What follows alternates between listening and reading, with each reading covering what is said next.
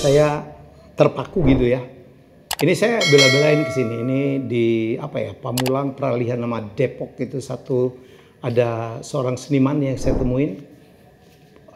Saya banyak kenal pelukis gitu, tapi yang satu ini berbeda. Nanti kita tanyakan gayanya apa. Ya jadi gayanya agak-agak realis, tapi dia bilang boleh realis tapi nggak realistis. Banyak kabar. Lihat ya. Ini kan tidak realistis. Ya, mestinya kan objeknya itu kan di sini, beliau enggak, dia taruh di ujung, dia di atas. Dan ini dia jual gagasan momen, bukan lagi kita bicara genre, bukan lagi bicara gaya melukis, ekspresionis atau segala macam, tidak. Dia menjual sebuah gagasan. Dan lihat ya, luar biasa. Ini momen yang dijual, Pak Jokowi dan Pak Prabowo. Ini menunjukkan, nanti kita akan tanya. Kalau menurut saya inilah interpretasinya peralihan. Ya, peralihan bahwa sebentar lagi yang akan menjadi pengendali negeri ini adalah Pak Prabowo Subianto. Tetapi di sini Anda lihat, karena Pak Prabowo berkali-kali mengatakan gurunya adalah Pak Jokowi. Ya, dari 2 kali kalah beliau belajar banyak ya dari Pak Jokowi, dan Pak Jokowi sekarang memberikan pengarahan. Keren ya, putih nggak ada apa-apa. Ya, saya panggil aja senimannya, ini adalah Mas Suprobo. Wow. Oke, selamat datang Kasada Suprobo. Sampai juga. Oh iya, sampai juga ya, padahal udah lama ya janjinya. Ya, maklum beliau sibuk. Beliau sibuk sekali. Ya. Mas, terang ini Mas, ini apa Mas? Apa? Apa yang digambarkan di sini? Ya, kalau saya kan begitu kemarin. Ini peralihan. Ya, ini judulnya diskusi, gitu kan. Diskusi. Iya, diskusi. Ya, ini kan merekam peristiwa Mas, yang mengkini, ya kan. Ya. Sekarang. Ya tadi seperti yang dibilang tadi bahwa Pak Prabowo itu sudah sering mengatakan bahwa gurunya Pak Jokowi. Belajar banyak dari Pak Jokowi. Nah, ini melambangkan beliau akan mengambil alih kendali. Oke. Ya mobil kan? Ini ya. Ya, mobil ini kan mobil kepresidenan kan. Oke. Ya udah dengan pengarahan Pak Jokowi. Gitu. Ya. Nah. Jadi ini Mas, saya reka. Ya. Jadi saya mereka peristiwa. Ya kan, saya mereka peristiwa, jadi tidak akan menemukan foto seperti ini gitu loh. Ya. Bukan foto yang kemudian jadi lukisan. Ya, terutama wajah iyalah. Ya. Tentu wajah iya, tapi kalau secara keseluruhan adegannya seperti ini tidak akan ketemu. Ya, ini real ide saya gitu ya. Rekaan lah, reka saya. Jadi ya tetap pada dasarnya itu ya berangkat dari foto. Tapi ini foto yang direka. Mirip banget ya. Iya. Berapa lama buatnya Mas? Ini bulanan Mas. Bulanan, lebih dari 1 bulan ini. Karena saya emang udah tahu apa Prabowo bakal menang? Saya udah tahu Mas. Sudah tahu lah hasil-hasil intelijen seperti Pak Hendro Priyono juga ada bilang akan menang. Ya pelukis kok ngerti intelijen ya. Harus Mas, supaya nggak ketinggalan. Ya nggak ketinggalan gitu loh. Ini kan ya Mas, ini kan lukisan yang kedua.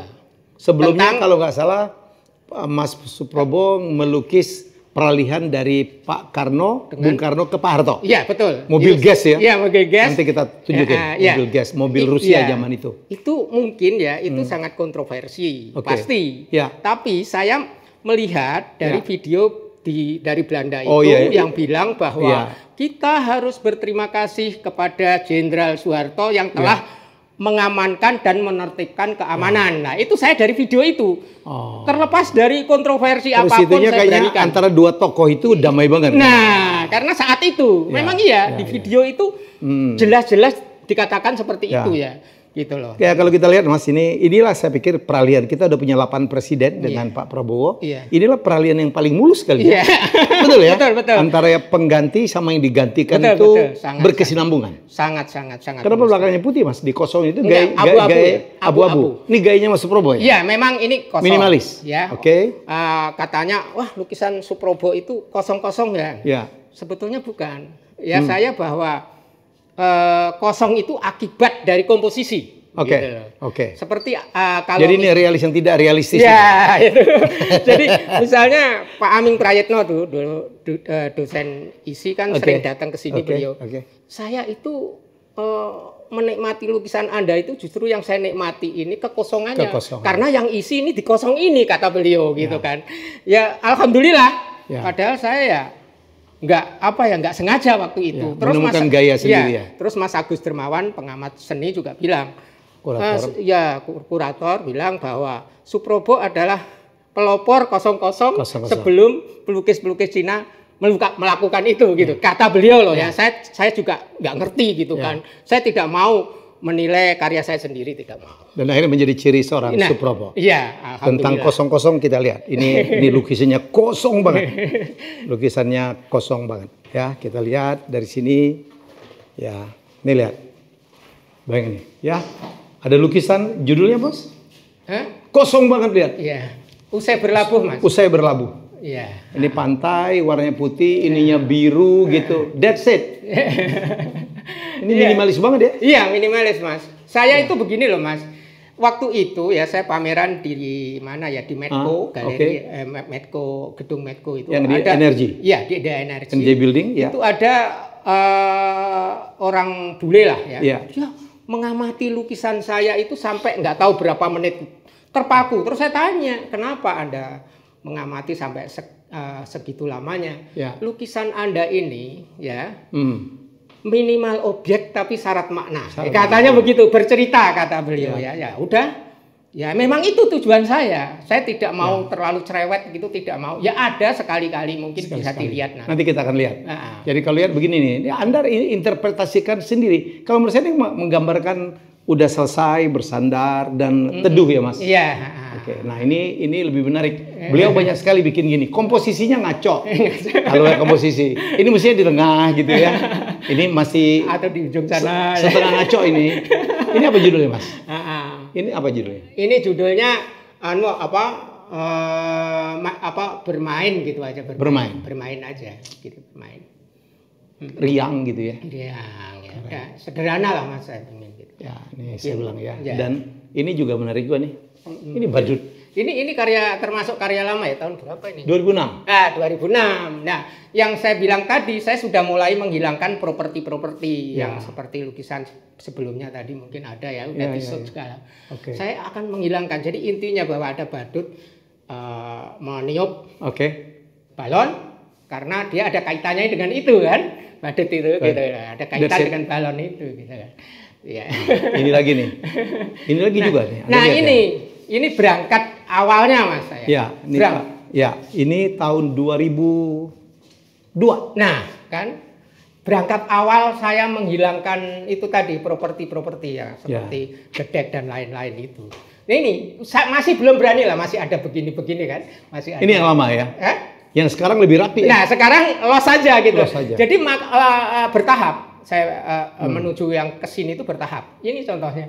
Masih ada begini-begini. Kalau sekarang ini kan kosong. Detail banget ya. Komposisinya detail banget. Penguasaan beliau akan anatomi. Anda lihat ada peniti sini, ada beating ya.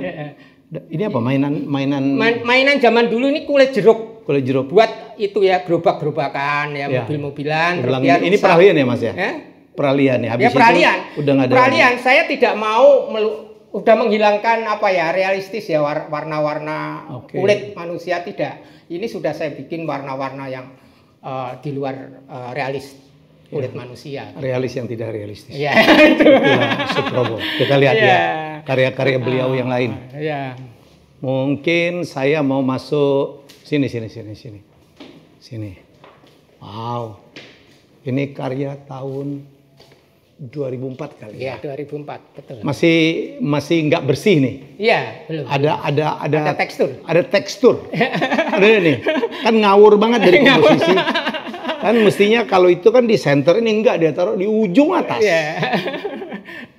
Ya, tapi itu cirinya Suprobo. Iya.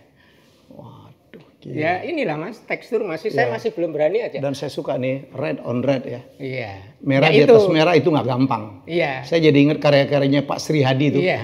Waduh, ya lihat red on red, tapi masih kontras. Iya, saya ini Mas, saya pokoknya meminimalkan objek, meminimalkan warna kalau bisa, properti juga, ya kan? Gitu loh Mas. Jadi ya yang penting esensi dan itu bermakna gitu kan. Oke. Esensi. Nah ini salah satu favorit saya. Ya. Gila ya. Ini cuma ada dalam mimpi loh ini. Iya. Gak mungkin ada yang orang bisa tidur di sini. Iya. Iya kan? Ya judulnya mimpi Mas ini. Judulnya mimpi. Judulnya mimpi, ya mimpi itu kan nggak realita ya kan. Daunnya masa daun talas putih, terus bisa tidur di sini dengan warna biru. Biru itu kan identik mimpi ya kan. Ya. Terus ini. Kenapa dia dijadiin jingga Pak? Ya itu tadi Mas. Mimpi itu tidak real. Jadi semuanya akan saya bikin tidak real gitu.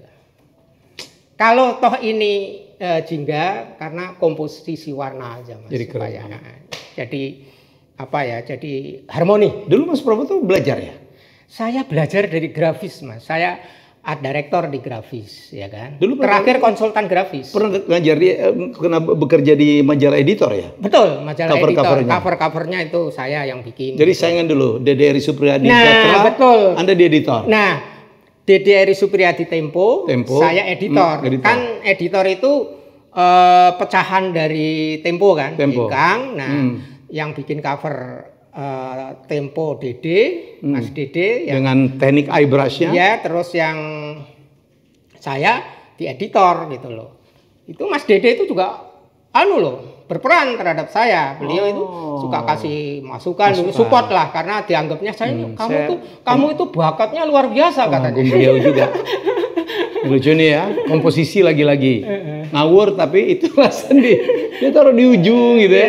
Ada cewek warnanya pink, ininya putih semua, nggak ada properti sama sekali. Yang lebih minimal sekali kan payungnya nggak dilihat. Bahwa ini bayangan payung gitu aja gitu loh. Saya akan menonjolkan bayangannya itu Mas. Kalau ini dibikin realis ya, realis gitu misalnya.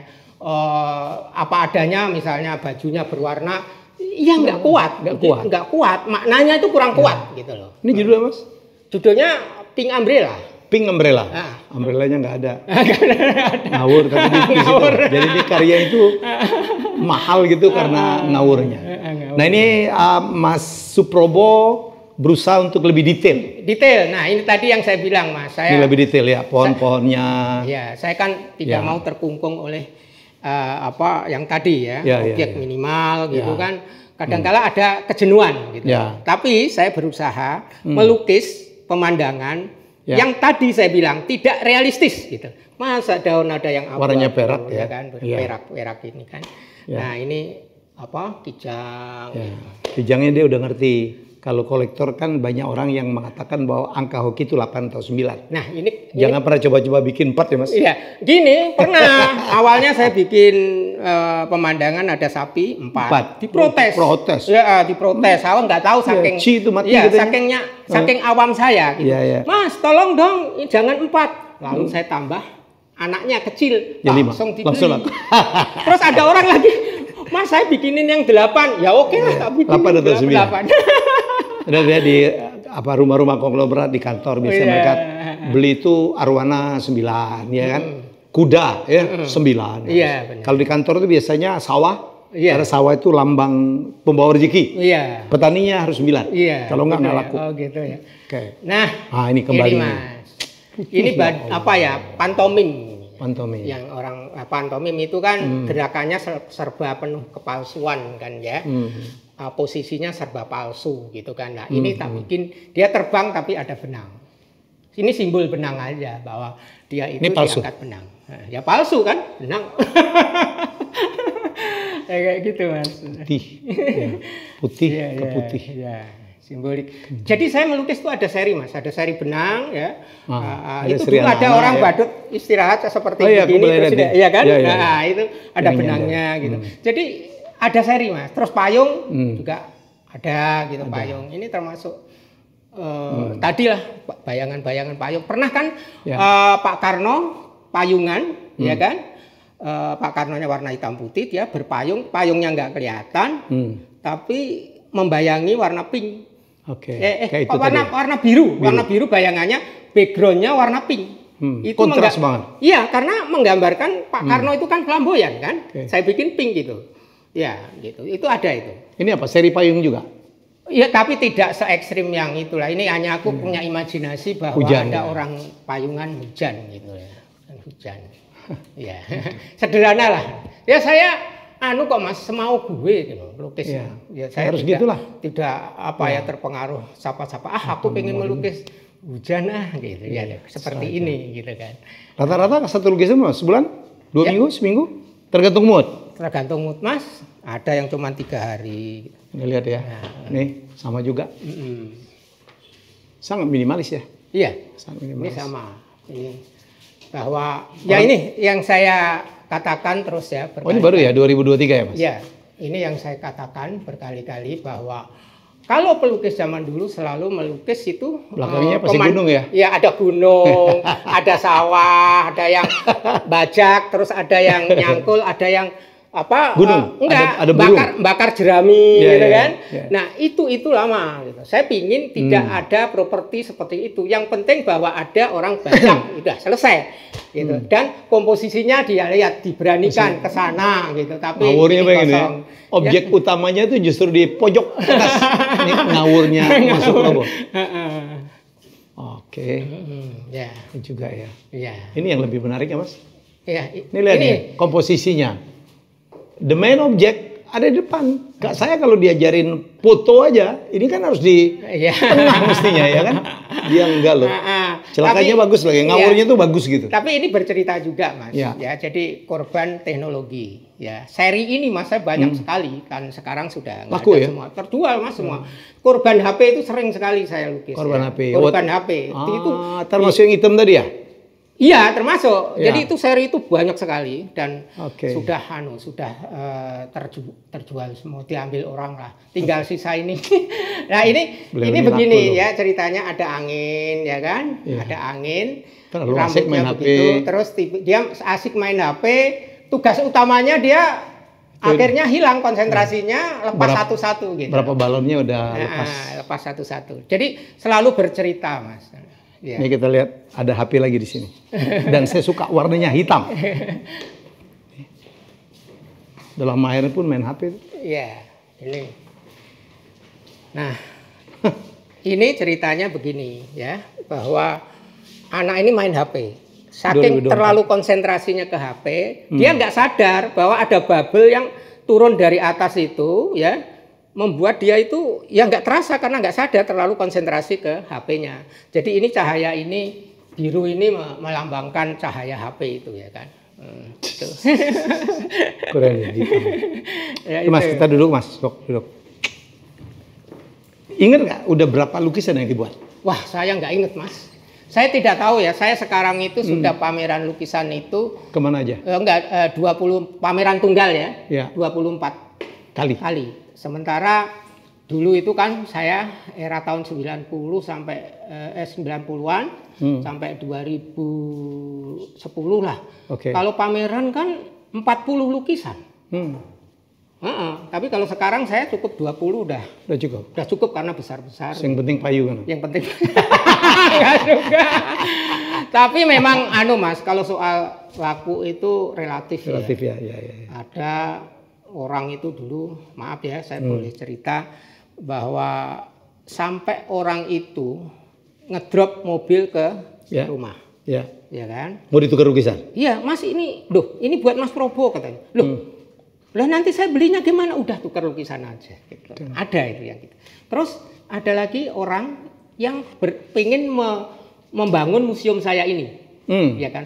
Awalnya saya setujui, ya kan?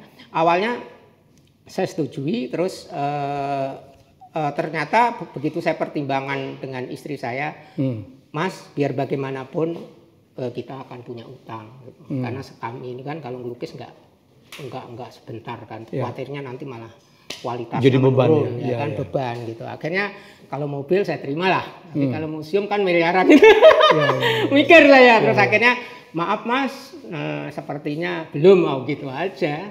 Ada seorang kolektor Mas Probo yang boleh disebut namanya siapa aja? Pak Arifin Panigoro. Terus Mbak Titi Soeharto juga. Iya. Mbak Titi Soeharto. Banyak lah Mas. Ini susah ya Pak. Frankie Welirang. Frankie Welirang, oke. Indofood, ya. Banyak. Siapa lagi ya? Keluarga Pak Yusuf Wanandi. Keluarga Wanandi, ya, oke. Pernah sponsori juga. Yang paling banyak itu Pak John Mamesah. Keluarga John Mamesah itu pengusaha di Bandung. Itu banyak koleksi. Itu banyak, ada 60-an. Oh iya. Iya. Waduh. Itu terus ada lagi Pak Hoan namanya ya. Itu juragan tekstil di Bandung. Itu 30 lukisan. Gitu loh Mas. Makanya saya belum punya satu pun ini. Iya, makanya gimana silakan. Dong ini? Silakan Mas, silakan pilih. Ayo bantu saya pilih.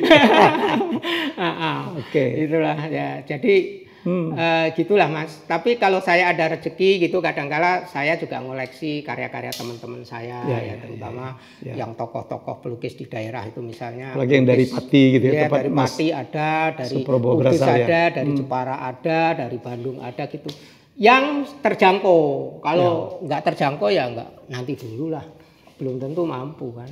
Keren. Saya sekarang masih prosesnya masih membangun kan, membangun kawasan Prasada Suprobo ini nggak berhenti ini Mas, karena awalnya saya bangun itu untuk diri saya sendiri. Saya bikin gubuk-gubuk tadi kan, joglo. Jadi Anda main ke sini. Joglo banyak. Bisa dipakai acara gue lihat nih Mas. Wah, justru itu awalnya untuk pribadi, tapi sekarang itu luar biasa Mas. Ada tanggapan itu tertarik ya dengan konsep saya yang masa lalu. Dari kursinya masa lalu, Joglo Pati, Joglo Kudus, Joglo Jepara, Joglo Jeporo. Jadi keren. Saya bikin itu tidak sengaja, sengaja tapi tidak untuk dikomersialkan. Tapi banyak orang yang survei di sini dan minat. Untuk perkawinan, untuk pelamaran. 5.000 meter. 5.000. Masih ada tanah katanya di belakang. Di luar masih ada, itu sebagian saya wakafkan untuk musola warga sini, gitu kan. Jadi ya ada terus di sana ada tanah kosong, digunakan warga sini untuk acara-acara resepsi. Nah beramal lagi, terus termasuk jalan pribadi saya digunakan juga oleh warga sini. Gitu. Amal ya katanya sih amal gitu kan. Bahkan warga sini ada yang ngomong, Pak Prabowo itu kan jalan pribadi, kok nggak ditutup, terlalu baik Bapak, katanya gitu. Ya nggak apa-apa untuk kalian. Mas, harga lukisan yang paling mahal pernah nyentuh berapa ya Mas? 200 juta. Oh, ya 200. Yang mana itu? 200 juta? Ada. Merah itu. Merah? Payung itu ada. Ukuran segini, rata-rata Mas 2 meter, 2 meter 140. 2 meter 130. Itu persegi. Persegi? 2 meter kali 2 meter? Gambar apa Mas? Ada lah payung gitu. Nanti kalau ada fotonya kirim ke saya untuk saya taruh ya. Itu 200. Iya, 200 ya. Siapa yang beli Mas? Lupa ada yang ada lah gitu. Kalau yang gini-gini berapa nih Mas? Kalau boleh diungkap harganya? Pokoknya lukisan saya itu ya antara 50 sampai 200. Ya, sampai 200 juta. Tergantung. Saya bukan ukuran gitu. Tapi kepuasan saya melukis idenya menurut saya ini bagus gitu. Nah itu yang saya hargai gitu kepuasan batin itu. Termasuk Pak Jokowi dan Pak Prabowo itu udah itu mahal, maaf idenya mahal karena mereka. Aku dengar idenya dari Tantowi ya. Betul, gini, saya kan mau melukis lagi, saya ngomong sama Mas Tantowi. Saya mau melukis Mas Pak Karno dengan Pak Harto dengan mobilnya warna hitam karena mobil kepresidenan kan rata-rata hitam gitu kan. Terus diginiin, Mas jangan, dia bilang gitu. Apa dong Mas? Jokowi dan Pak Jokowi dan Pak Prabowo deh. Coba deh Mas itu diolah. Sekarang itu lagi kesana gitu kan. Langsung tergugah kan saya. Oke Mas, siap. Tak kerjakan dengan ide konsep. Saya kan kalau melukis saya konsep dulu kan dengan saya konsep. Begitu konsepnya saya kirim ke Mas Tantowi. Oh di ini loh, di sketch dulu. Photoshop saya. Photoshop. Photoshop. Udah bener-bener kayak realis gitu. Realis gitu baru dieksekusi.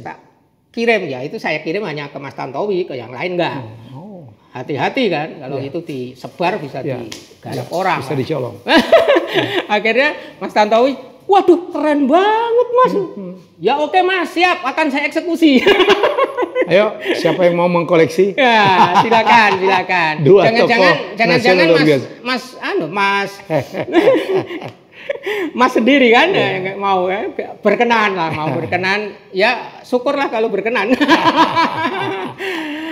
Insya Allah. Tapi kalau ada luar biasa. Saya bukan apa-apa. Saya sekarang banyak mengangkat dunia para pelukis ya, seniman. Karena kita itu ya, menurut saya kurang menghargai para seniman. Betul. Wah, terutama zaman COVID, saya ketemu beberapa pelukis yang udah udah stres gitu, di Ubud segala macam karena mereka nggak laku-laku. Dan saya banyak sekali membeli lukisan-lukisan yang saya bayar cuman maharnya doang. Baik kan pelukis hebat, karyanya hebat. Mas, aku udah 4 bulan nggak terima duit. Terserah mau diapain aja. Gitu. Jadi menurut saya pemerintah harus hadir. Ini aset kita loh. Aset kita tuh bukan hanya mineral, bukan saja komoditi pertanian, aset kita. Indonesia itu dikenal karena kita punya culture. Yang beda banget. Ya terima kasih. Saya selaku seniman, saya terima kasih sama Mas Helmi yang telah peduli dengan harus karya seni ya, terutama karya seni lukis. Tapi kemarin itu kan luar biasa ya, Mas Tantowi dengan Mas Helmi itu menyelenggarakan lelang ya di Jakarta Theater. Ya, itu baru pertama sudah menghasilkan 5,2 miliar. 5,2 miliar. Iya, 5,4 ya? 5,4. 5,4 ada miliar. Satu lukisan yang laku 2 miliar. Ya, yang satu lukisan laku 2 miliar. Itu luar biasa. Itu saya juga geleng-geleng kepala. Langsung saya tulis di Facebook dan Instagram. Ini gendeng baru pertama udah bisa menghasilkan segitu gitu loh. Ya, tapi memang kemarin itu lukisannya yang realis. Dan itu memang ditujukan untuk amal membantu atlet-atlet tua, seniman-seniman tua gitu. Jadi menurut saya ya, saya bukan apa-apa. Saya sangat concern. Saya pencinta lukisan karena dulu saya auctioneer, Mas. Saya auctioneer serius lukisan gitu. Habis itu saya mengkolek. Saya sekarang punya ratusan lah. Ya termasuk ini nanti ya sebentar lagi. Amin. Tinggal pironya beda. Bisa dibicarakan. Karena bagi saya itu kebanggaan kalau saya bisa mengkoleksi pelukis-pelukis hebat. Alhamdulillah. Syukur Mas, saya terima kasih. Mas Prabowo punya harapan kepada mungkin pemerintah, mungkin kolektor atau mungkin masyarakat Indonesia sebagai seorang pelukis seniman. Iya, saya susah ya Mas ya. Saya ngatakan gimana ya. Kadang-kala gini loh, selera eksekutif ya. Maksudnya seperti Mas Helmi itu kan beda dengan bapak-bapak yang sudah tua ya. Terutama bapak-bapak itu yang sudah punya perusahaan, yaitu rata-rata dia yang sudah lanjut lah. Ya maestro itu biasanya dia ngoleksinya itu yang old master kan. Old master. Ya, beda dengan anaknya, gitu kan. Anaknya itu beda seleranya itu. Yang modern, mungkin ini memang rata-rata kolektor saya itu ya eksekutif muda. Tapi itu ada keberuntungan loh ya, ada keberuntungan buat seniman-seniman sekarang yang pakai jalur modern. Karena apa? Sekarang ya bapak-bapak tadi yang punya perusahaan itu akan diwariskan ke anaknya. Anaknya tuh bisa 4, bisa 3 atau berapa. Betul. Mereka tuh seleranya yang modern ini. Jadi sebetulnya karya lukisan yang modern itu sangat sangat menjanjikan ya di era sekarang gitu. Jadi kolektor-kolektor itu tambah. Gitu loh. Enggak, eksekutif muda jarang yang mengoleksi karya-karya yang klasik itu jarang. Yang modern. Selera lah Mas. Boleh saya cerita kembali lagi tadi yang lukisan lukisan Pak Jokowi dengan Pak Prabowo itu kan objeknya di bawah ya kan. Terus di atas ada garis putih kayak awan ngono ya. Iya, bukan awan, batas lah. Ya langit lah istilahnya kayak gitu. Anggap aja begitu. Itu supaya apa, Pak Mas ya? Supaya ada dimensi. Gitu. Kalau itu flat tanpa ada itu dimensinya nggak ada. Gitu. Ya itu aja lah. Itu sederhana. Ya. Dimensi saya seperti itu, efisien, tidak real. Gitu. Yang penting dilihat, ada dimensi gitu aja. Ya. Jadi sekali lagi saya sangat mengagumi karya Mas Prabowo. Terima kasih Mas. Teruslah berkarya, teruslah menjadi lain daripada yang lain. Terima kasih Mas. Ya, jadi saya kepada teman-teman pencinta seni, Anda yang punya kemampuan, ya mari mulai mengkoleksi. Karena itu mengkoleksi pelukis-pelukis kita itu kan artinya apa? Satu, kita menghargai karya orang. Negeri ini adalah negeri budaya. Lukisan itu adalah bagian dari budaya. Nomor dua, menunjukkan bahwa kita mengapresiasi karya. Gitu ya Mas? Iya, betul. Ya, nomor tiga, kita membantu para seniman-seniman. Ya, saya concern banget ke depan ya. Kekuatan Indonesia bukan di agriculture, bukan di manufacturing, tetapi mari kita membangun Indonesia ya di bawah nanti Presiden baru Pak Prabowo yang saya tahu juga pencinta seni. Iya, beliau. Ya, jadi melalui budaya. Kita punya musik sendiri, kita punya tarian sendiri, kita punya wayang, kita punya pelukis-pelukis hebat. Iya, kebetulan Pak Prabowo juga punya lukisan saya. Gitu. Oh gitu ya? Iya. Oke. Jadi itu saja, dan jangan lupa ya, lukisan itu adalah investasi. Iya. Investasi yang bisa juga dinikmatin. Iya. Taruh di ruangan kerja kayak mimpi ini ya, taruh di kamar tidur. Iya. Pagi-pagi tuh bangun tidur tuh kayaknya peace gitu ya. Mudah-mudahan menjiwai Mas. Amin. Yang mengoleksi, jadi menjiwai yang mengoleksi gitu ya. Jadi kalau Anda tertarik dengan karya-karyanya Mas Suprobo, ya beliau ada IG-nya Suprobo, atau DM saya aja, nanti saya bantu untuk disalurkan ke beliau. Ya, kalau mau datang langsung juga boleh. Ini di lokasinya di komplek ini ya, Reni Jaya. Reni Jaya. Ya, ini di luar komplek ya, tapi kawasan Reni Jaya itu di perbatasan antara Tangsel dan Depok gitu, tapi lebih dekat ke Tangselnya, sini Pamulang gitu lah. Pamulang. Ya, ini desanya Pondok Petir. Gitu. Kalau Anda ke sini, Anda nggak mau pulang. Bisa nyanyi, bisa makan, duduk tanahnya 5.000 meter, penuh dengan pohon. Saya kasih fasilitas alat musik, sound lengkap, kelas panggung. Saya dengar berapa musisi ke sini ya, Mas Abadi Susman, Jelly Tobing. Iya. Mas Prabowo nyanyi? Jelly Tobing. Enggak, justru saya hanya fasilitator aja. Enggak main musik sama sekali? Sama sekali tidak. Tapi hikmahnya apa Mas? Itu mendekatkan saya dengan orang-orang yang dulu saya kagumi gitu loh. Ya, akhirnya pada datang. Oke, itulah podcast saya. Saya mungkin akan banyak berlabuh ya dalam rangka dukungan saya kepada para seniman. Mungkin saya akan udah janjian sama Pak Nyoman Nuarte di Bandung, sama Pak Sunario juga di Selasar Sunario, ya, dan beberapa pelukis-pelukis lain gitu, terutama yang udah old master ya. Mudah-mudahan ya. Kemarin tahun lalu kita kehilangan banyak sekali ya maestro tua ya. Pak Hardi, Joko Peke, Sri Hadi, Ade Pirous. Wah, banyak banget tuh. Satu tahun kita kehilangan banyak. Saya kenal semua itu sama. Iya. Oke, kita jumpa lagi dengan orang-orang hebat selanjutnya. Terima kasih. Bye-bye. Terima kasih sudah menonton Helmia Bicara. Jangan lupa untuk like, komen, share, dan subscribe.